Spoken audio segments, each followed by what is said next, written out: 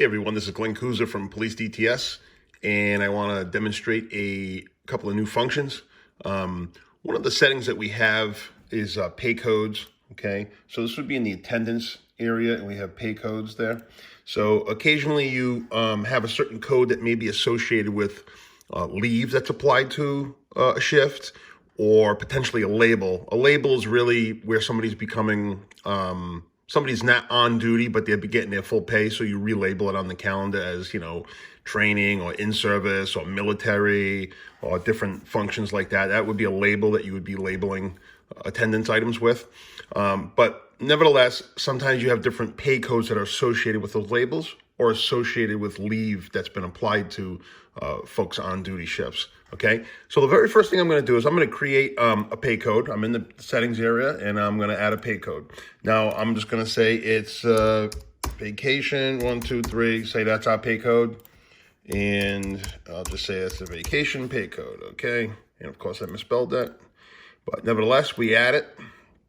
There it is. There's our pay code. Now, the old way, which is still available, is, let me just go back to the previous month, is we could select an on-duty shift, okay?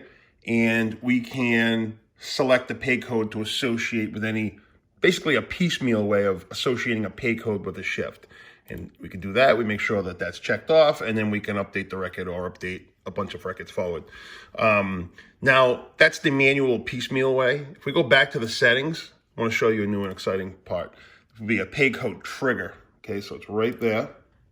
Okay, we're going to add a trigger, and we're going to choose whatever pay code we want. Of course, we only have one in there right now. What assignment type is going to be filtered for this trigger? It could be an attendance assignment, which is your on duties. Now, are we triggering it based on a label or based on a leave bank? In this case, I'm choosing this assignment is based on anything that has vacation applied to it. So I'm creating a trigger that's going to look for an attendance assignment that's vacation's been applied to, and I'm going to add this trigger. Okay. Now, another note, this is going to be an automated process at this point, so you don't have to manually go in and add the pay code to each assignment that has vacation time applied.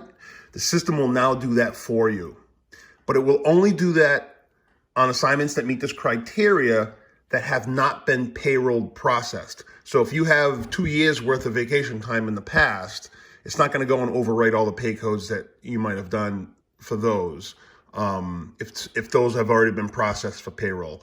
So the whole idea is it's going to be grabbing and updating the pay code, in this case, for the assignments that meet this criteria that have not been processed for payroll. Okay, so of course we're just going to wait. It might take up to 60 seconds for it to kick in at some point.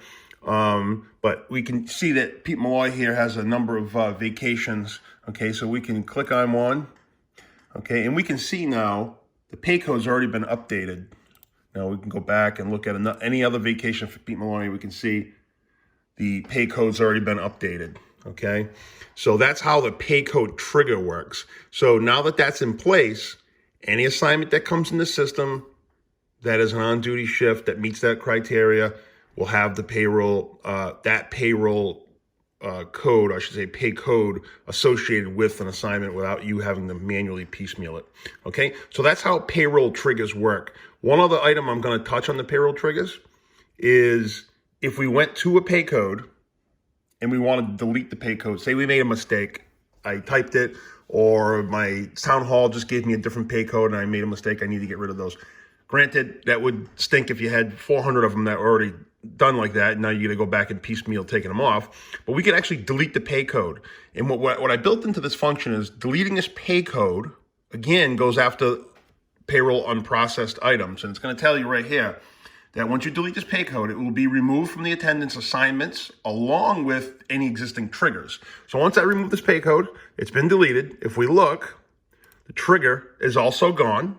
Okay, and if you look back on the calendar, go back, all my vacations, if we look, the pay code is now NA. Okay, so it's updated all the assignments that had that pay code attached. So that was potentially a mistake pay code. Okay, so that's how easy the triggers work. And there's more to come. Okay, so this is Glenn Kuza from PoliceDetails.com. Thank you.